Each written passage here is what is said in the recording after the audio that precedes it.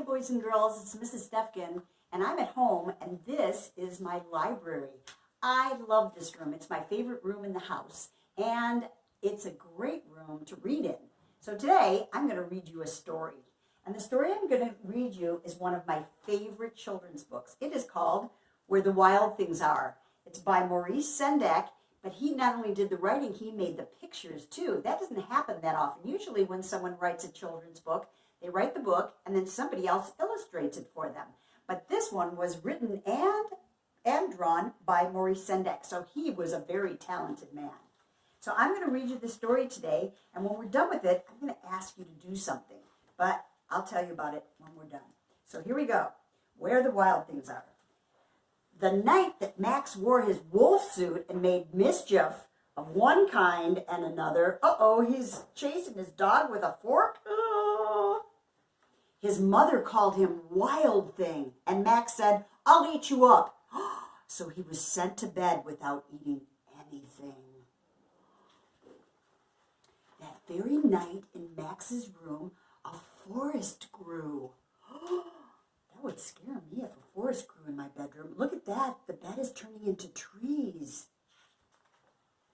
And it grew. Whoa! But he doesn't look like he's scared. He looks like he's having fun. And it grew until his ceiling hung with vines and the walls became the world all around. And an ocean tumbled by with a private boat for Max. It even said Max. And he sailed off through night and day.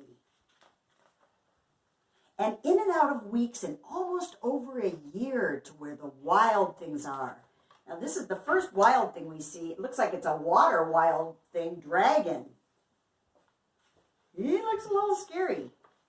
And when he came to the place where the wild things are, they roared their terrible roars and gnashed their terrible teeth and rolled their terrible eyes and showed their terrible claws. Kind of scary. Till Max said, "Be still." And he tamed them with the magic trick of staring into all their yellow eyes without blinking once. And then they were frightened of him and called him the most wild thing of all. And they made him king of all the wild things. "And now," cried Max, "let the wild rumpus start."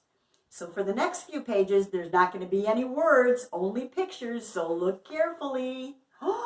Look at that. They're dancing and having fun under the moon. And the next day, they're swinging from the trees. Oh, they're having so much fun together. And this is my favorite picture of all because it shows them all really close up with Max on top of the bull guy. Look at that. Wow. What do you think? They are wonderful wild things. I think at the beginning we were kind of afraid of those wild things because they had their sharp teeth and their sharp claws. But now when I look at them, they look kind of cute. What do you think? Don't they look kind of cute? They all have different personalities. Look at this guy. He has a bull head and people feet.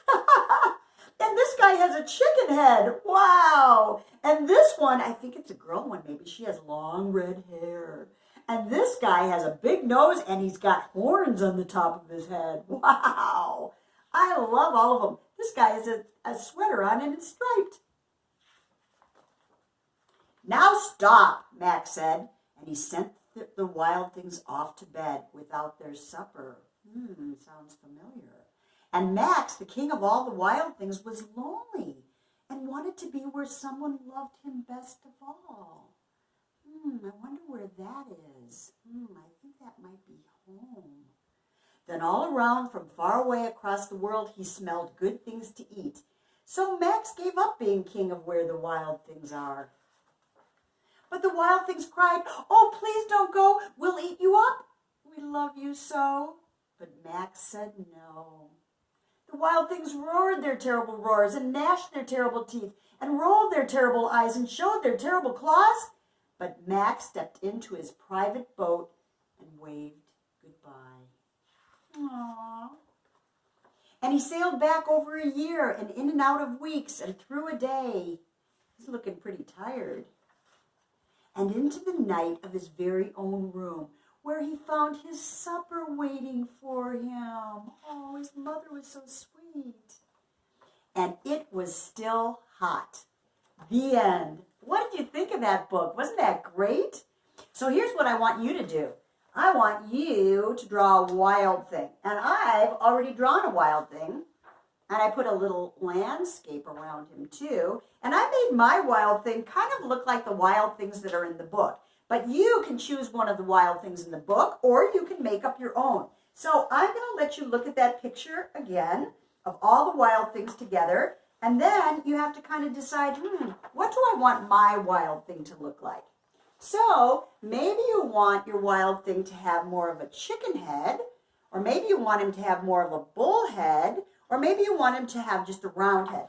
Mine just has a round head, but notice he's got horns on it too. So I'm going to show you how to draw horns. And you already know how to make zigzag lines. And you can make zigzag lines for sharp teeth and zigzag lines for claws.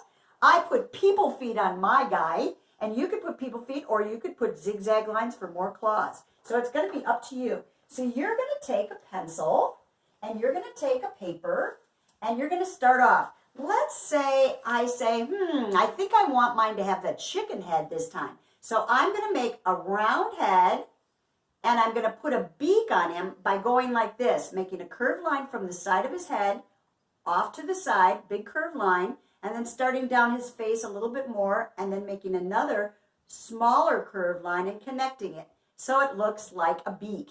And then from the back, I can put big old feathers coming back with bumpy lines. Oh, that kind of looks like a good chicken head. I'm going to put big yellow eye on him because all the wild things had big yellow eyes, don't forget. So I put big yellow eyes on my first one too. And then I'm going to put his body on by starting from his head and coming down for his shoulders and arms. And then I'm going to start in the middle, here, and put his body in. And then I'm going to make his legs with long rectangles.